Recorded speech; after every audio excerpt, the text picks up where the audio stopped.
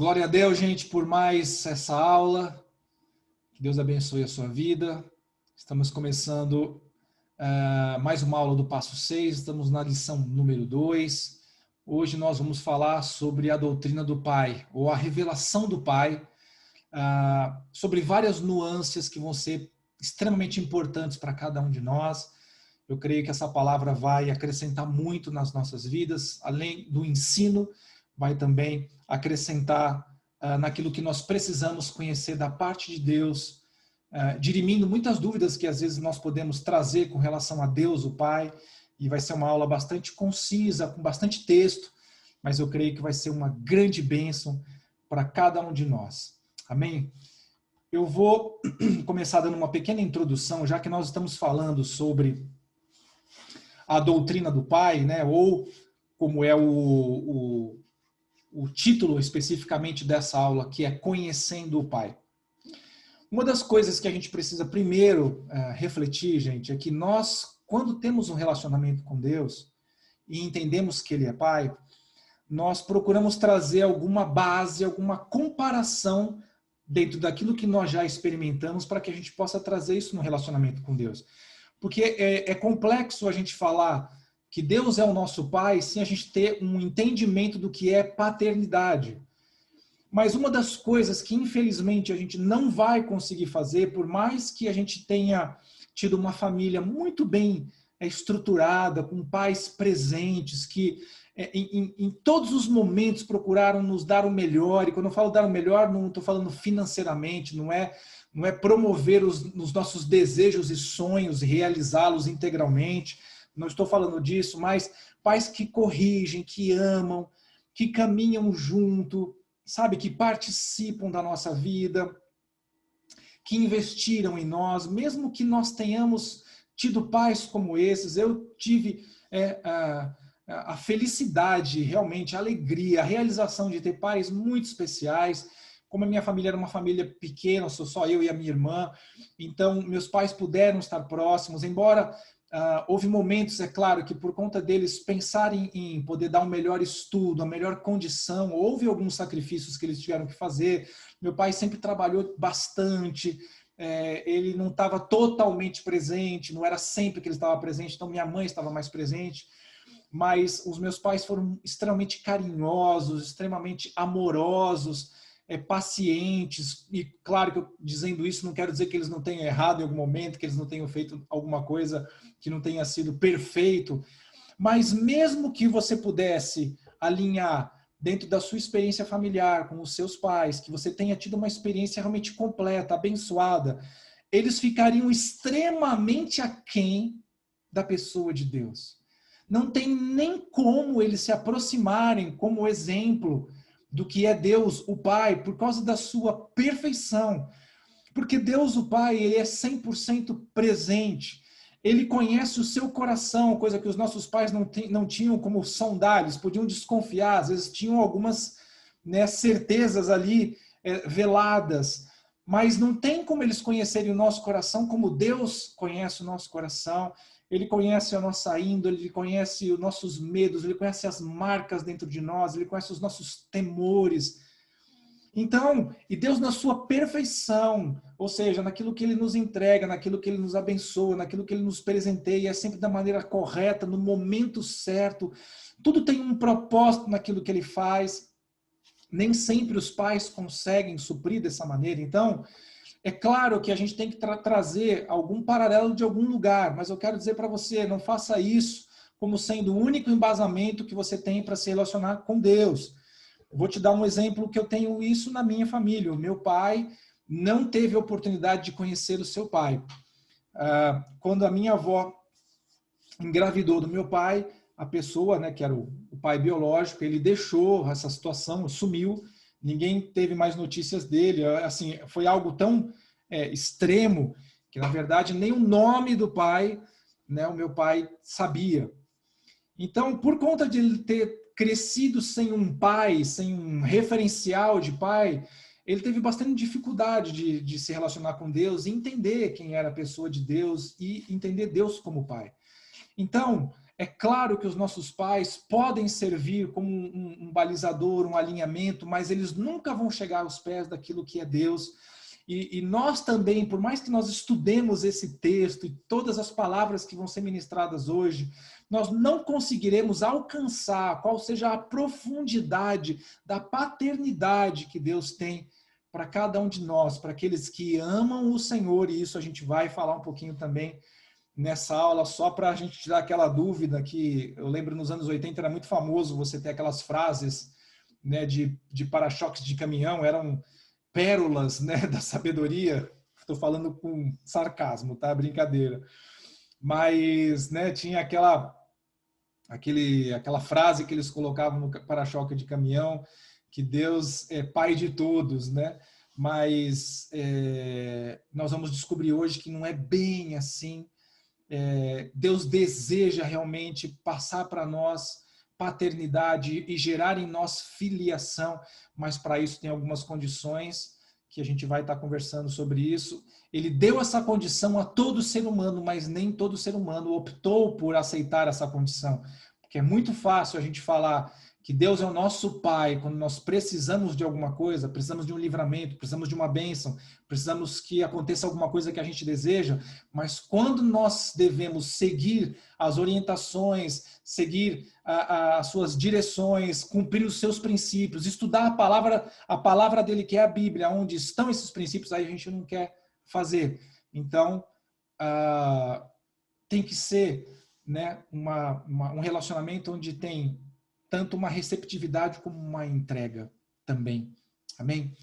Então, isso tendo sido dito, então nós vamos começar falando sobre Deus ser o Pai de toda a vida, e a gente vai estar falando aqui sobre 5 temas rapidamente, né, falando sobre Deus como Criador do universo, da vegetação, dos animais, do clima e das estações, ou seja, toda a criação física do universo pertence a ele, é obra das suas mãos, não é obra do acaso, não é uma energia que existia, né, nos confins do cosmos e essa energia explodiu e ninguém sabe dizer por que ela explodiu, né? Porque é muito simples a gente dar esse tipo de explicação. Explodiu e formaram-se os planetas e as estrelas, as constelações, as galáxias, e quando você olha aquilo que os cientistas já conseguiram desvendar sobre isso, fica muito difícil você vislumbrar uma criação tão vasta e tão perfeita e tão equilibrada e você não crer que existe um Deus por trás disso e achar que é obra do acaso. Isso é muita arrogância do ser humano, achar que é obra do acaso, algo tão perfeito como isso. Eu sempre gostei muito de astronomia, mas no sentido não de ficar estudando qual é o nome das estrelas, qual é a posição delas no céu, mas de olhar realmente, vislumbrar isso. Algumas oportunidades que eu e a minha esposa estivemos nos Estados Unidos, eu levei ela para a gente ir num planetário, levei uma vez ela numa escola, imagina só, gente, lá a gente foi numa escola que tinha um observatório, olha o nível, né? Então, nesse observatório, eles, quem fosse aluno ou pessoas que fossem de fora da escola podiam adquirir o ingresso, e a gente teve essa oportunidade de estar no meio dessas pessoas, dessa comunidade, né? E pudemos enxergar dentro do telescópio deles lá a Lua bem de perto, assim, com detalhes impressionantes. A gente pôde ver Júpiter, pudemos ver Saturno com seus anéis. Foi algo muito tremendo, gente. Quando você olha para uma coisa como essa, não tem como você falar isso é obra do acaso, não é possível, né? E a gente tem alguns textos aqui para a gente corroborar com isso, como Deus sendo o criador de todo o universo. Então, lá em Gênesis 1, versículos 1 e 2, né? No princípio Deus criou os céus e a terra porém estava sem forma e vazia, havia trevas sobre a face do abismo e o Espírito de Deus pairava sobre as águas. Então aqui está falando da formação inicial, é uma linguagem poética, mas existe aqui uma revelação sobre estruturas físicas que estavam sendo preparadas, estruturadas por Deus, não foram coisas que talvez ao nosso entendimento tenha sido feito num piscar de olhos, né? No estalar de dedos, mas algo que foi se desenvolvendo, que foi se aperfeiçoando ao longo de um processo para alcançar a maturidade, alcançar aquilo que Deus tinha projetado, assim como Ele também faz conosco, né? Nos trabalhando continuamente através das experiências que nós passamos, tanto as vitórias como as derrotas. né, para que nós possamos ser aperfeiçoados. Então, ele é o criador e sustentador de toda a vegetação, isso é criação dele, lá em Mateus 6, 28 e 30. Porque andais ansiosos quanto ao vestuário. Considerai como crescem os lírios no campo. Eles não trabalham nem em fio. Eu, contudo, vos afirmo que nem Salomão, em toda a sua glória, se vestiu como qualquer um deles. Ora, se Deus veste assim a erva do campo, que hoje existe amanhã é lançada no forno, quanto mais a vós outros, homens de pequena fé. Então, Deus é que prepara toda essa variedade de espécimes e coisas tão lindas. Ele é o criador e sustentador de todo mundo animal. Eu vou dar alguns textos só por conta do nosso tempo, tá? Porque são vários. Mas eu queria dar especificamente o texto de Salmos 104, 14, que fala que ele faz crescer a relva para os animais e as plantas, para o serviço do homem, de sorte que da terra tire o seu pão. Depois nós temos também Salmos 104, 18. Os altos montes são das cabras montezinhas e as rochas os refúgios dos arganazes. Ou seja, não apenas ele é o criador do mundo animal, mas ele também preparou toda a estrutura física que abrigaria, que daria sustento para esses animais, né? Salmo 104, 20 e 21, você vê que a gente está em Salmo 104, está falando bastante sobre isso, né? Dispõe as trevas e vem a noite, na qual vagueiam os animais da selva, os leõezinhos rugem pela presa e buscam de Deus o sustento. Então, Deus, além de ter criado toda essa diversidade de animais, desde daqueles que são minúsculos até os muito grandes, e não apenas isso, mas como existe uma interligação entre esses elementos, as formas de vida, de modo que há sustento, que há equilíbrio de muitas maneiras. É claro que a gente já viu o homem interferir nisso também de muitas maneiras, né, produzindo até a extinção de algumas espécimes. Mas a variedade de animais, gente, é tão tremenda, né, E se você for analisar, não sei se você gosta de assistir esses programas de naturalismo, ou seja, que tem essas reportagens sobre o mundo animal, ou até mesmo sobre as vegetações em várias partes do mundo, e você começa a ver a variedade de cores e de estruturas, é muito tremendo. É como você vai falar que isso é obra do acaso, isso aconteceu por acaso. Gente, o homem tentando replicar a vida com foco não consegue fazer aquilo que Deus faz. Não é? Então isso não é obra do acaso, isso é algo muito bem pensado, estruturado. Né? Lá Salmo 104, 27, todos esperam de ti que lhes dê de comer ao seu tempo, ou seja, a provisão que vem da parte do Senhor, o sustento que vem da parte do Senhor. Aí nós entramos com relação a Deus ser o criador e o sustentador do nosso clima, do clima do planeta como um todo. Lá em Salmos 135, versículos 6 e 7, diz assim: tudo quanto aprouve ao Senhor, ele o fez, nos céus e na terra, no mar e em todos os abismos. Faz subir as nuvens dos confins da terra, faz os relâmpagos para a chuva, faz sair o vento dos seus reservatórios.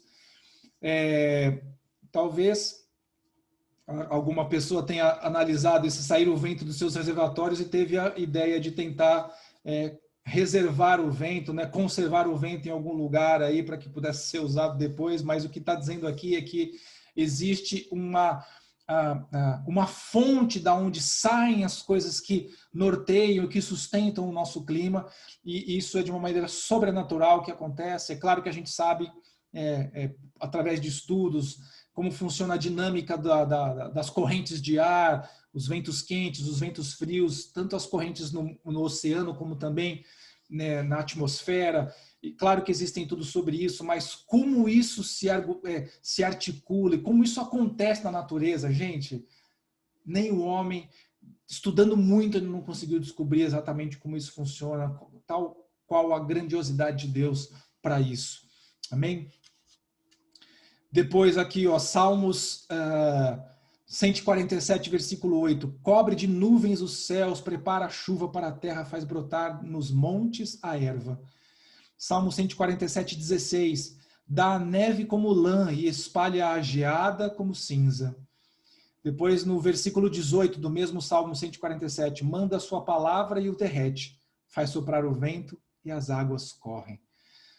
Quer dizer, ele é Senhor sobre o clima, e o mais lindo de tudo isso, nós estamos falando aqui, claro, de textos do Velho Testamento, mas se você lembrar de um episódio de Jesus, que ele está num barco no meio da tempestade, os seus discípulos estão apavorados, pensando que o barco vai afundar, que eles vão morrer, e Jesus simplesmente se levanta e com o som da sua voz, ele acalma a tempestade, ele aquieta as águas.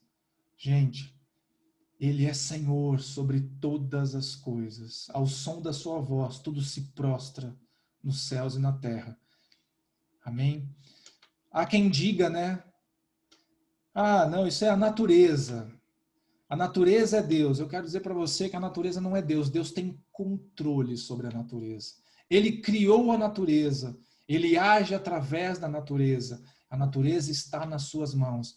O equilíbrio, o balanceamento de tudo está nas suas mãos. Amém? E depois, para a gente fechar esse primeiro tópico, ele é criador e sustentador das estações. Gênesis 8, 22. Enquanto durar a terra, não deixará de haver sementeira e ceifa, frio e calor, verão e inverno, dia e noite. Os cientistas podem falar o que eles quiserem com relação a esse aquecimento global, que o mundo está aquecendo e vai haver calor no mundo todo. Eu quero dizer para você que o que vale é aquilo que a palavra diz aqui.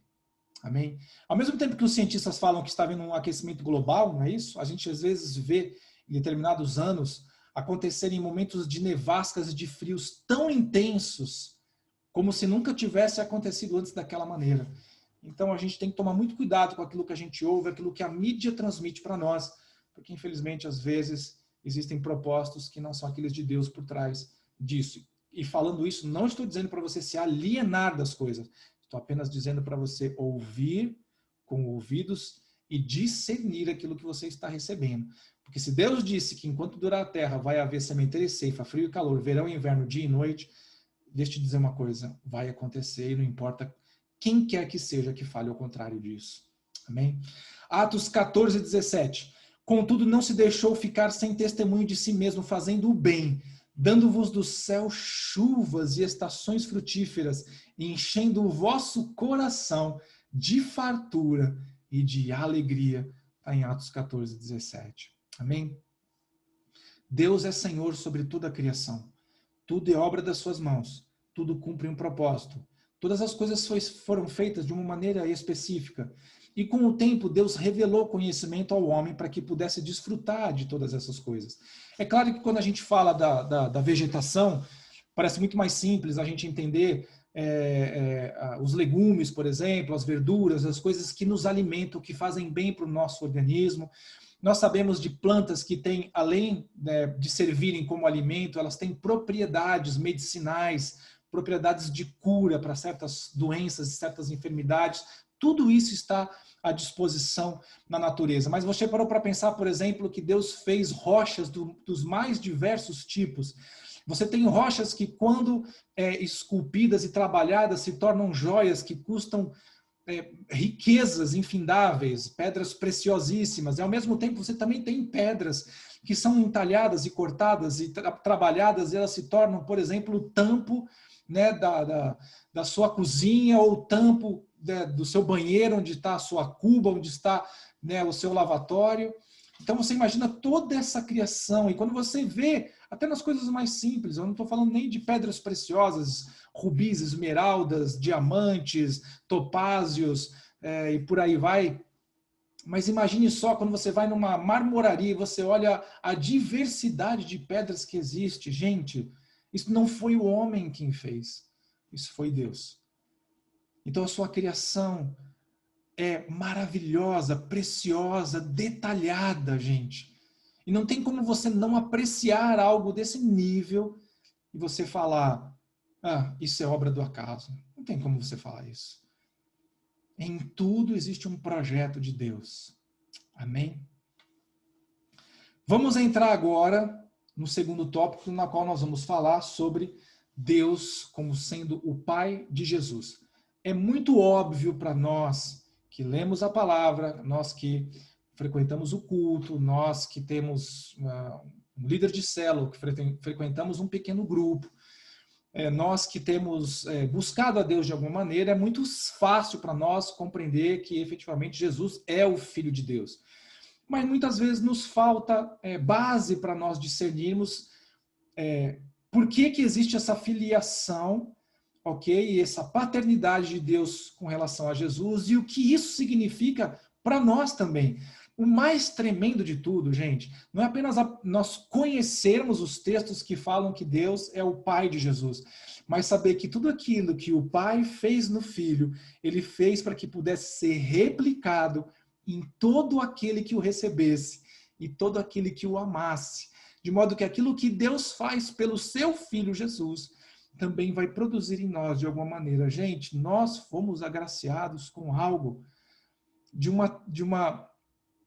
um poder, algo tão tremendo, me falta palavras até para poder explicar o que é a obra que Deus fez na minha vida e na sua. Claro, através da vida de Cristo Jesus, é só Ele. Amém? Então eu queria começar falando para você que, primeiro, quem enviou Jesus foi o Pai. Lá em João 20, 21, disse-lhes, pois, Jesus outra vez, paz seja convosco. Assim como o Pai me enviou, eu também vos envio. Então, aqui, além de Jesus estar dando uma instrução, olha, assim como Deus cumpriu um propósito em mim, eu também agora vou cumprir um propósito na vida de vocês. Então, quem enviou a Jesus? Foi o Senhor Deus, foi o Pai. Lá em João 6, 57, assim como o Pai que vive me enviou, igualmente eu vivo pelo Pai, também quem de mim se alimenta, por mim viverá. Amém? Então, quem enviou Jesus? Foi Deus, o Pai. Porque Deus amou o mundo de tal maneira que deu o seu Filho unigênito para que todo aquele que nele crê não pereça, mas tenha a vida eterna. João 3,16, esse é um texto que nós temos que decorar no sentido de guardar no nosso coração com entendimento, não apenas decorar a letra, mas isso ser vida para nós. Amém? Depois, o Pai ordena que os anjos adorem o Filho. Por que Deus ordena que os anjos adorem o Filho? Primeiro, para que a gente compreenda que existe uma hierarquia. Jesus não é um anjo, Jesus é Filho. Ele é na mesma essência de Deus o Pai, da mesma essência do Espírito Santo. Ele é criador, ele é o arquiteto, ele é o verbo. Então, todas as criaturas, nós que o adoramos por que nós desejamos fazer isso, porque entendemos quem é a pessoa de Cristo Jesus e nós, então, desejamos adorá-lo porque ele é digno de receber adoração. Mas aos anjos o Senhor diz, vocês adorem o meu filho, porque isso é uma ordenança, não é? E aqui lá em Hebreus capítulo 1, versículo 6, olha o que diz aqui. E novamente, ao introduzir o primogênito no mundo, diz, e todos os anjos de Deus o adorem. O adorem porque ele é meu filho, ele é Senhor. Amém? Tem um texto também de Lucas 2, de 8 a 15, né? Vou pegar, na verdade, só o finalzinho aqui. Deixa eu ver onde é que está. Bom, eu vou ler tudo aqui, vai, gente, senão eu vou cortar algum pedaço do versículo, vai ficar esquisito. Então diz assim, havia naquela mesma região pastores que viviam nos campos e guardavam o seu rebanho durante as vigílias da noite. E o anjo do Senhor desceu aonde eles estavam e a glória do Senhor brilhou ao redor deles e ficaram tomados de grande temor. O anjo, porém, lhes disse, não temais, eis aqui vos trago boa nova de grande alegria, que será para todo o povo, é que hoje vos nasceu na cidade de Davi o Salvador, que é Cristo o Senhor. O anjo está reconhecendo, ele é o Senhor. Ele não é apenas o seu Senhor, ele é meu Senhor. E isto vos servirá de sinal, encontrareis uma criança envolta em faixas e deitada em manjedoura. E subitamente apareceu com o anjo uma multidão da milícia celestial, louvando a Deus e dizendo, glória a Deus nas maiores alturas, e paz na terra entre os homens a quem ele quer bem. E ausentando-se deles os anjos para o céu, diziam os pastores uns aos outros, vamos até Belém e vejamos os acontecimentos que o Senhor nos deu a conhecer. Amém? Então, os anjos devem adorar ao Filho. O Pai selou o Filho. Lá em João 6, 27. Trabalhai não pela comida que perece, mas pela que subsiste para a vida eterna, a qual o Filho do Homem vos dará. Porque Deus, o Pai, o confirmou com o seu selo. Quando a gente fala de selo, gente, talvez a gente, né, para nossa época, para nossa era, você vai lembrar muito mais daquele negocinho que você comprava, né, no posto dos Correios, e você colocava, né, passava a língua e colava aquilo no seu envelope, né, você colocava um selo sobre o seu envelope para poder enviar a correspondência. Eu quero dizer que naquele tempo o selo tinha muito a ver com autoridade. Então, quando se fazia um pergaminho, quando se fazia um documento, se selava, no tempo, por exemplo, do Império Romano, se selava com cera derretida e às vezes era o próprio anel daquela autoridade que tinha uma inscrição e aquilo era fixado naquela cera e além de lacrar, né, claro, aquele rolo, lembrando que naquela época não eram como nós, que tem os envelopes, papel dobradinho, né, era um rolo mesmo, e aquilo ficava prendendo o rolo e o que prendia era um selo com um determinado desenho, brasão, que indicava algum nível de autoridade. Você já sabia, então, quem é que estava mandando aquele documento, você sabia qual era a autoridade que estava sobre aquilo. Então, tem muito a ver com o que a palavra está falando aqui, quando ele confirmou com o seu selo, ou seja, Deus selou o seu filho com o selo de autoridade para que todos aqui soubessem de onde era a sua origem e aquilo que ele estava trazendo e a revelação que ele estava mostrando. Esse é o selo, ok, que estava sobre a vida de Cristo Jesus, o selo do Pai. Depois o Pai honra o Filho. Respondeu Jesus: se eu me glorifico a mim mesmo, a minha glória nada é. Quem me glorifica é meu Pai, a qual vós dizeis que é o vosso Deus. Esse texto está em João 8:54, ok? Depois, o Pai dá testemunho do Filho, João 8:18. Eu testifico de mim mesmo e o Pai que me enviou também testifica de mim. Testificar é dar testemunho, é efetivamente falar, este é realmente meu filho, assim como Jesus falando, e este é o meu Pai. Seja, você está testemunhando para os outros aquilo que é um fato, aquilo que é uma verdade que você viu. E essa verdade é tão tremenda que se você parar para pensar nisso, a testemunha, gente, é a pessoa que vivenciou aquela situação, que viu aquilo acontecer para poder falar, olha, aquilo que aconteceu foi assim, assim, assado, porque eu vi.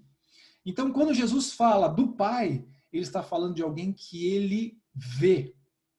Nós não vemos o Pai, porque o Pai é Espírito e os nossos olhos físicos não conseguem contemplá-lo. E ainda que nós pudéssemos enxergar a Deus, é como a palavra mesmo diz, né? Ninguém pode ver a Deus e viver, ninguém pode ver a mim e viver, porque Deus é perfeito, Deus é santidade, Deus é poder. Então, Jesus, que vê o Pai, ele nos transmitiu essa verdade para que nós entendêssemos a figura do Pai também. Então, o Pai dá o testemunho do Filho, que é a outra corrente. É Deus revelando aos homens que aquele é o seu Filho. Amém? Depois, João 10:17, o Pai ama o Filho. Por isso o Pai me ama, porque dou a minha vida para a reassumir.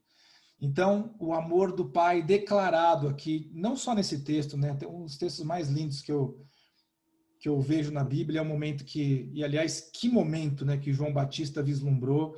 Eu creio que foi um prêmio para ele, um prêmio mesmo pelo seu posicionamento, por aquilo que ele se propôs a fazer, né, de seguir o seu chamado, que não era um chamado simples, que era preparar o caminho onde Jesus viria. E naquele momento em que João Batista tem a oportunidade de batizar Jesus, do tipo, eu não tenho que batizar você que tem que me batizar, né? E ele tem aquela experiência de ver Jesus sair das águas, então o Filho está saindo das águas na sua glória, o Espírito Santo descendo como a pomba e a voz no céu, a voz de Deus o Pai dizendo, este é o meu Filho amado em quem me comprazo. Gente, essa cena acontecendo é cena para você derreter e virar água, porque, gente, foi uma coisa tremenda que aconteceu. E João Batista teve o privilégio, assim como outras pessoas que estavam lá, né, mas tiveram o privilégio de ver essa cena tão poderosa. Amém? Então, o Pai ama o Filho. O Pai glorificou o Filho. Tá? Essa palavra, eu até trouxe aqui para vocês no nosso resuminho. Essa palavra glorificar vem, claro, de dar glória, né? E eu quero analisar essa palavra glória na Bíblia, ela aparece muitas vezes, mas a gente está trazendo aqui um texto basicamente, que são do Novo Testamento, então nós vamos trazer do grego a palavra glória, que é doxa. Essa palavra doxa, na sua origem, quer dizer honra, quer dizer esplendor, mas a raiz dessa palavra, que quer dizer honra, que quer dizer esplendor, é dokeo. E dokeo quer dizer ser considerado, reputado. Então, está literalmente falando de Deus dar o peso realmente, de falar da grandiosidade, de declarar a grandiosidade de Jesus. Então, quando fala que o Pai está glorificando o Filho, ele estava literalmente falando de qual era o valor de Jesus para ele, de qual é a importância de Jesus para ele, que isso tem a ver com honra, né? Esplendor tem a ver com aquilo que brilha, aquilo que é rico, aquilo que é perfeito, aquilo que enche os nossos olhos, né? Vai faltar palavras para a gente tentar traduzir isso de uma maneira sobrenatural, qual é o esplendor da glória de Jesus, né? Mas é isso que eu quero trazer para vocês, que o Pai glorifica o Filho. João 12, 27 e 28 está escrito assim: agora está angustiada a minha alma, e que direi eu? Pai, salva-me dessa hora? Mas precisamente com esse propósito vim para essa hora. Pai, glorifica o teu nome. Então veio uma voz do céu, é o próprio Pai falando com ele: eu já o glorifiquei e ainda o glorificarei. Ou seja, eu já levantei você com poder, com autoridade, estou honrando você, filho, mas eu ainda farei muito mais. Aqui eram os momentos que antecederam, né, o seu sacrifício, a sua entrega, que antecederam a crucificação. Então aqui Deus estava falando: eu já glorifiquei você até aqui, mas eu ainda vou glorificar no final, com toda a glória. João 17:1, tendo Jesus falado essas coisas, levantou ao céu e disse: Pai, é chegada a hora, glorifica teu filho, para que o filho te glorifique a ti. Ou seja, existe uma sinergia, sabe, entre pai e filho, uma sinergia perfeita, onde um dá honra e mostra o esplendor, o poder, a majestade do outro, trazendo essa revelação, né, da excelência de Deus para nós. E o último texto do Pai glorificou o Filho está em João 17:5, e agora glorifica-me, ó Pai, contigo mesmo, com a glória que eu tive junto de ti, antes que houvesse mundo. Amém? Vamos em frente. O Pai ensinou o Filho. João 8:28. Disse-lhes, pois, Jesus: quando levantardes o Filho do Homem, então saberei que eu sou, e que nada faço por mim mesmo, mas falo como o Pai me ensinou. Talvez sejam umas coisas mais interessantes que a gente possa falar, porque Jesus, sendo Deus, você pode questionar por que ele precisou ser ensinado se ele é Deus? Veja, de certa forma, ele precisou passar por algumas etapas que eu e você passamos, de crescimento e aperfeiçoamento, e é isso que a palavra de Deus diz, que Jesus crescia em estatura, né, diante dos homens e de Deus. O que estava querendo dizer isso? Não era a estatura apenas física, não era apenas o seu crescimento físico, mas ele foi se desenvolvendo e crescendo como pessoa, por causa dos ensinamentos de Deus, o Pai, na vida dele. Houve isso na vida dele para que se replicasse na minha e na sua. Amém? Existia um propósito por trás disso. Então Jesus se colocou na posição de submissão, obediência e aprendizado daquilo que veio da parte do seu Pai, para que nós também pudéssemos compreender isso e também pudéssemos viver isso, gente. Amém? Depois, o Pai ungiu o Filho. Isaías 61:1. O Espírito do Senhor está sobre mim, porque o Senhor me ungiu para pregar boas novas aos quebrantados. Enviou-me a curar os quebrantados de coração e proclamar libertação aos cativos e a pôr em liberdade os algemados. Isaías 61:1. Eu quero... Espera um pouquinho que sumiu aqui, pronto. Eu quero falar um pouquinho sobre isso, a unção, né? Nós estamos acostumados dentro da igreja em ver a unção sendo o óleo que é colocado. Então, vou ungir a pessoa, você passa o óleo sobre a pessoa, ora sobre ela. Mas o sentido de unção aqui para nós, gente, essa palavra até tirando do hebraico do livro de Isaías, capítulo 61, essa palavra tem tudo a ver com consagrar, com dar um propósito especial e específico. Então, a gente costuma falar que unção é capacitação de Deus, tá? Traduzindo assim uma palavra mais comum. Mas essa capacitação é exatamente isso que eu estou falando para você, é uma consagração de Deus, ou seja, algo que é separado para um propósito específico. Então, por isso que quando fala assim que o pai ungiu o filho, significa que sobre ele colocou um propósito específico. E assim também ele faz com todos aqueles que amam a Cristo Jesus. Amém? Vamos lá, o pai se alegra no filho. Isaías 42:1. Eis aqui o meu servo a quem sustenho, o meu escolhido a quem a minha alma se compraz. Pus sobre ele o meu espírito e se promulgará o direito para os gentios. Isaías 42:1. Mateus 3,17. Eis uma voz dos céus que dizia: Este é o meu filho amado, em quem me comprazo. Estamos falando daquele texto onde acontece o batismo de João Batista, batiza Jesus. E depois a gente tem o texto de 2 Pedro 1,17, pois ele recebeu da parte de Deus Pai honra e glória, quando pela glória excelsa lhe foi enviada a seguinte voz: Este é o meu filho amado, em quem me comprazo, em quem eu tenho prazer, em quem eu tenho alegria. Amém? Uma das coisas que a gente precisa saber da parte de Deus é que Deus é alegre.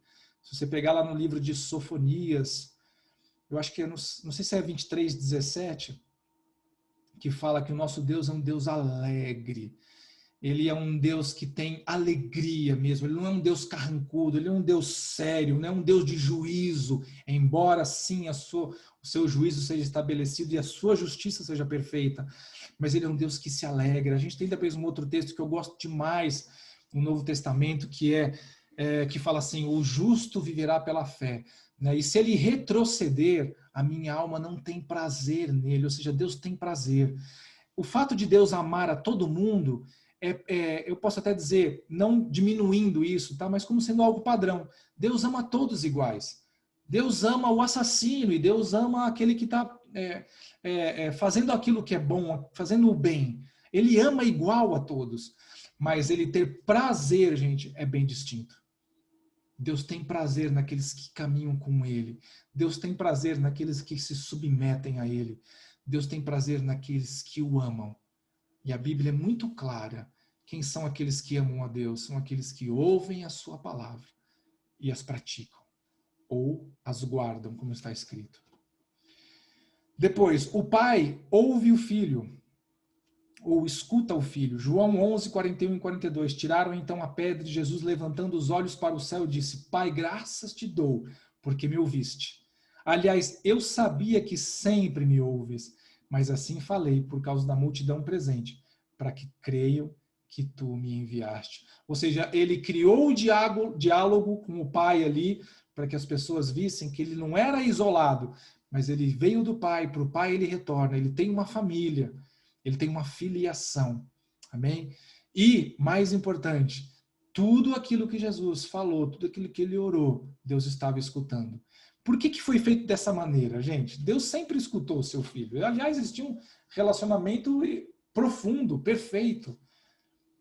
Jesus fez dessa maneira e passou por isso para que nós também pudéssemos ter a alegria, o privilégio de Deus ouvir a nossa oração e ouvir aquilo que a gente tem para falar. Por isso a gente tem que tomar muito cuidado com aquilo que a gente fala. Tudo aquilo que nós expressamos em gratidão e tudo aquilo que nós expressamos louvor da parte de Deus, em tudo aquilo que nós vivemos e experimentamos, isso chega como algo agradável aos ouvidos do Senhor.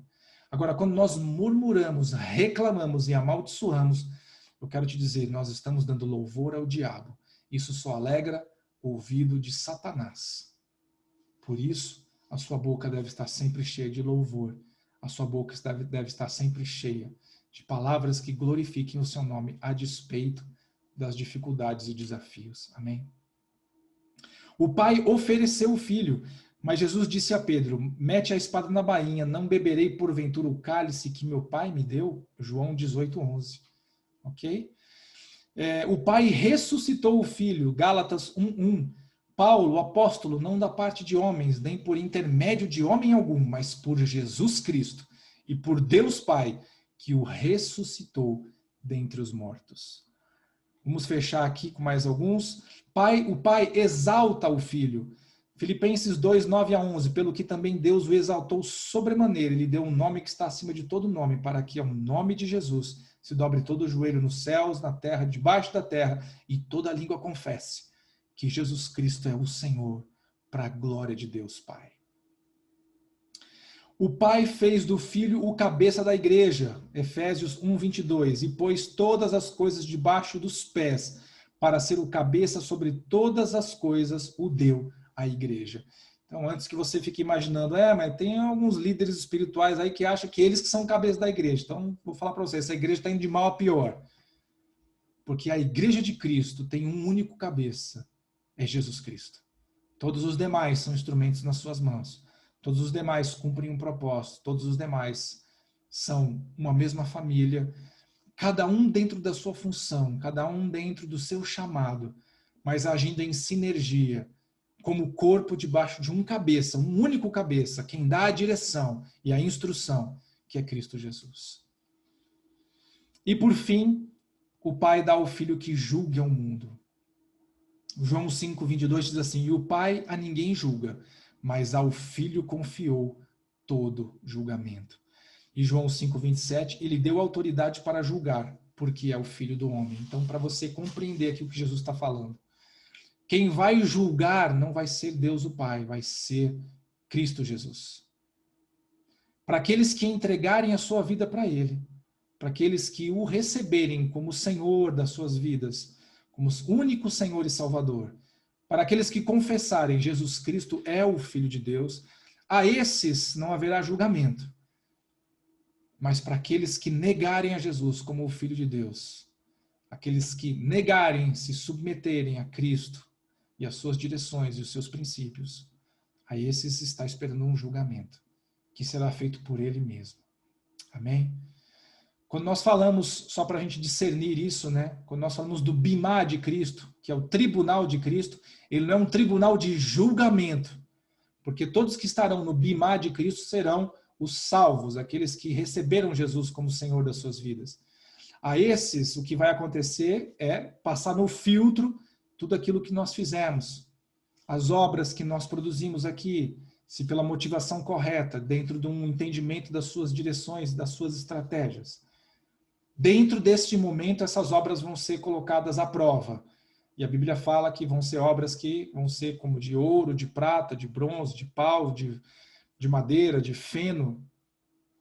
Essas que são de madeira, de feno, de palha, essas vão ser queimadas. Mas aquelas que são de ouro, de prata, de bronze, aquelas que são de metais preciosos, essas vão ser aperfeiçoadas, vão se tornar notórias. Então é um tribunal para galardão, e não um tribunal para julgamento de salvação ou perdição. Amém? Mas vai haver um tribunal na qual todos vão comparecer. E esses vão ser para julgamento, salvação, julgamento das suas obras, né? Para salvação e condenação. E isso sim ficou a cargo de Jesus. E agora nós vamos fechar com o nosso último tema. Eu vou tentar ser o mais rápido possível, por causa do nosso horário, tá? Bom, Deus criou todos os seres humanos? Sim, Deus criou todos os seres humanos, né? Gênesis 1, 27, criou Deus, pois o homem à sua imagem, a imagem de Deus o criou, homem e mulher os criou. Eclesiastes 12, 1, lembra-te do teu Criador nos dias da tua mocidade, antes que venham os dias maus e cheguem os anos dos quais dirá, não tenho prazer neles. Tem outros textos aqui que depois vão estar na apostila, tá bom? Então, o que nós estamos falando aqui? Sim, Deus criou todos seres humanos. Deus criou todos com um propósito? Sim. Mas todos estão cumprindo esse propósito? Não. É muito curioso isso, se você for pensar, e a gente vai dissertar um pouquinho mais para frente, né? Deus criou a cada um de nós de uma maneira específica. Então você precisa entender que desde a sua estrutura física, ou seja, a sua altura, a cor dos seus olhos, a cor dos seus cabelos, a textura da sua pele, o perfume que você tem, o seu perfume natural, o timbre da sua voz, estas coisas não são obra do acaso, de um espermatozoide que juntou com um óvulo e fez uma mistura ali, o que um trazia juntou com o outro e saiu você. Você não é um milkshake, você não é o resultado de uma mistura maluca. Você é resultado de um propósito de Deus. Deus fez você com esmero. Existem em você as características necessárias para que você cumpra o seu propósito. E Deus fez assim com todos. Mas nem todos entenderam isso. E nem todos buscaram compreender qual era esse propósito. E quem é principalmente a pessoa de Deus. Amém? Então Deus criou a todos. Sim, verídico. Mas Ele é pai de todos? Não, não é. 1 de João 3,1. Vede que grande amor nos tem concedido o Pai, a ponto de sermos chamados filhos de Deus. E de fato somos filhos de Deus. Por essa razão, o mundo não nos conhece, porquanto não o conheceu a Ele mesmo. O que é que João está falando aqui nesse texto? Olha o amor que Deus teve para conosco. Nós estávamos no mundo como todos os outros. E Ele se revelou a todos. Mas nós que entendemos que Ele realmente é Deus e buscamos conhecer a Ele, né, conhecer o seu coração, por conta disso e por conta de Cristo Jesus, nós fomos feitos filhos de Deus. Mas o que ele está dizendo aqui é que existem pessoas que não vão querer conhecê-lo, não vão querer caminhar com Ele, nem se submeter, nem obedecer. E a esses são apenas criaturas de Deus. Amém? Quais são as bênçãos que nós temos com relação a isso? Gente, agora tudo aquilo que Jesus conquistou na cruz, Ele conquistou para mim e para você. E são inúmeros aqui. Eu não sei se vou conseguir falar todos por conta do nosso horário. Eu vou pegar os principais, tá bom, gente? Para a gente não alongar. E depois, para você que está assistindo o vídeo, você desejar ter o conhecimento de todos esses textos, depois você pode postar aí no YouTube, no lugar onde você faz os comentários, e nós daremos um jeito de chegar até você esse material para que você possa estudar e conhecer, tá bom? Mas vamos lá, o Pai abençoa os seus filhos. Né? Bendito o Pai de nosso Senhor Jesus Cristo, que nos tem abençoado com toda sorte de bênção espiritual nas regiões celestiais em Cristo. Isso está em Efésios 1:3, amém? O Pai ama os seus filhos. Gente, 2 Tessalonicenses 2:16. Ora, nosso Senhor Jesus Cristo mesmo, e Deus, o nosso Pai, que nos amou e nos deu eterna consolação e boa esperança pela graça. Então, Deus ama os seus filhos. Amém? Você que entregou a sua vida a Cristo Jesus, saiba que Deus te ama profundamente. Ele tem algo especial com você. O Pai conhece os seus filhos. Romanos 8:29. Porquanto aos que de antemão conheceu, também os predestinou para serem conformes à imagem de seu Filho, a fim de que ele seja o primogênito entre muitos irmãos. Então, Deus conhece o nosso coração. E embora você pode entrar nesse, que até é o nosso próximo tópico, falando sobre a predestinação, né? A predestinação, gente, é Deus escolher, né, para nós um alvo, um propósito, uma direção, e isso ser o melhor para as nossas vidas. Mas entre a predestinação de Deus e isso acontecer, demanda que o meu livre-arbítrio alinhe com a predestinação que Ele me deu. O problema está, gente, é que quando nós, com o nosso livre-arbítrio, queremos andar fora daquilo que Deus preparou para nós. E aí nós sofremos com isso e não compreendemos as perdas que nós temos. Amém? Lá em Romanos 8:29, porquanto aos que de antemão conheceu, também os predestinou para serem conformes à imagem de seu Filho, a fim de que ele seja o primogênito entre muitos irmãos. Né? Então, a predestinação dos seus filhos para a bênção. Eu sei que você pode ficar talvez pensando, mas puxa, então alguns foram predestinados para viver a bênção, para serem escolhidos, e outros não. Qual é a diferença? Eu gosto muito do Lamartine. Um dia alguém perguntou isso para ele, e ele deu uma explicação simples e tinha que ser simples mesmo, sem rebuscar muito, até porque a gente não pode fazer conjecturas naquilo que a palavra não fala, não revela, né? Mas ele assim, Deus viu alguma coisa dentro de nós, ele não é que ele colocou alguma coisa diferente num e não colocou no outro, porque isso ia fazer acepção de pessoas, ok? Mas ele viu alguma coisa dentro de mim e de você, nós que amamos a Cristo Jesus. Ele viu alguma coisa dentro de nós, realmente, que tocou o seu coração e nos chamou para esse propósito, nos direcionou para conhecermos o seu Filho e termos o entendimento do seu do seu trabalho, da sua obra, daquilo que ele tinha preparado para nós. Amém? O que foi que ele viu dentro de mim e de você e não viu dentro de outros, um dia ele vai nos revelar. Amém? Isso não nos coloca numa posição de superioridade. Isso, muito pelo contrário, nos coloca numa posição de extrema humildade. Porque nós, aqueles que cremos no Senhor, nós jamais poderemos nos achar a última bolacha do pacote, sabe? E ignorar os outros que estão à nossa volta. Nós devemos nos lembrar que é pela graça, pela misericórdia que nós somos tocados pelo seu amor. Amém? Nós não sabemos o que Deus encontrou no nosso coração, mas ele encontrou um lugar onde ele pudesse habitar. Pode ser um lugar difícil, porque às vezes nós somos pessoas difíceis, somos pessoas problemáticas, carregamos marcas, temos resistência a certas coisas, aprendemos aquilo que a palavra fala e não colocamos em prática. Mas a verdade é que Deus encontrou algum lugar ali, onde a sua semente pudesse ser acomodada e no tempo oportuno pudesse germinar e produzir em nós aquilo que ele sonhou. Amém? Se eu e você somos frutos de um sonho de Deus, então creia que ele quer realizar esse sonho em toda a sua abrangência e em toda a sua magnitude. Amém? O Pai nos leva a Cristo.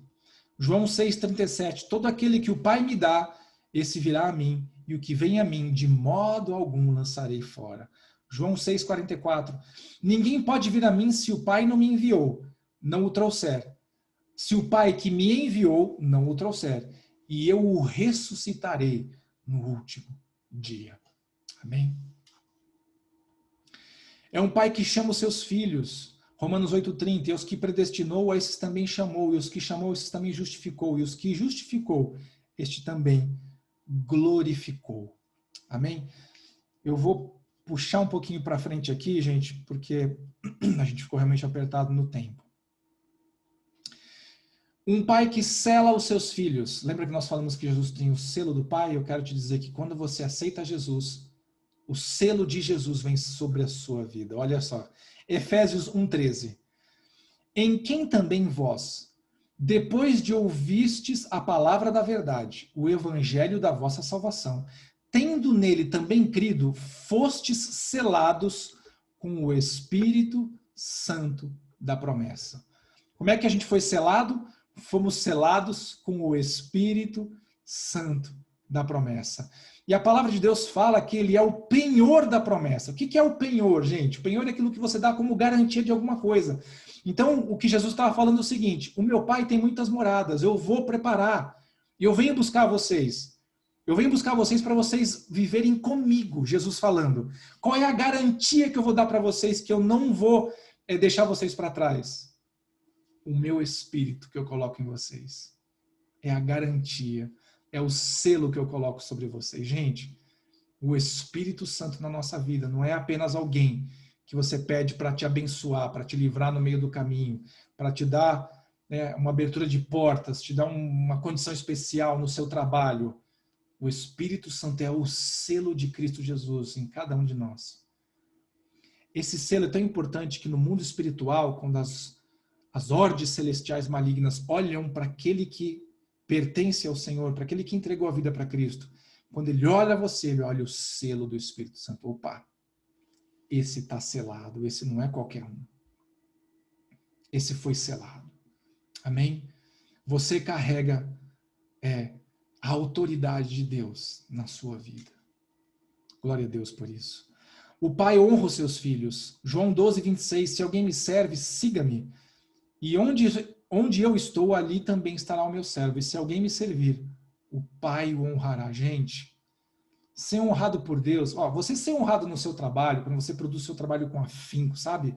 Com dedicação, sabe? Suor, acorda cedo, dorme tarde, você produz alguma coisa, um projeto dentro da sua empresa, né, que dá certo, você vê o seu chefe, seja ele o dono da empresa ou algum cargo, diretor, presidente, CEO, o que for, né? Te agradecer por isso, mostrar o seu valor, já é tremendo. Agora você imagina Deus honrar você pelo seu sacrifício, pela sua entrega, pela sua busca, por conhecer a palavra, por conhecer o coração de Deus. Gente, isso é tremendo demais. Amém? A gente tem um pai que conforta os seus filhos, um pai que santifica os seus filhos, que revela a verdade para nós, tá bom? Eu vou passar rapidamente aqui, mas depois os textos eu vou colocar à disposição de vocês. É um pai que supre as necessidades. Olha, Mateus 6, 32, 33. Porque os gentios é que procuram todas essas coisas, pois vosso Pai Celeste sabe que necessitai de todas elas. Buscai, pois, em primeiro lugar o seu reino e a sua justiça, e todas essas coisas vos serão acrescentadas. Esse texto estava falando, olha, o que os gentios estão procurando, o que as pessoas que não conhecem a Deus estão procurando. Elas querem ter o que comer, querem ter o que vestir, elas querem ter como sobreviver. E aí Jesus está falando aqui, olha, antes de você dizer para Deus o que você precisa, Deus já sabe. Se você buscar o reino de Deus em primeiro lugar, ele vai acrescentar o que você precisa, sem que às vezes você precise conquistar. Eu não estou falando com isso que a gente não deva ter afinco nas coisas na nossa vida, fazer com responsabilidade o nosso trabalho, né, os sonhos que a gente tem para realizar, não é? Eu não estou dizendo isso.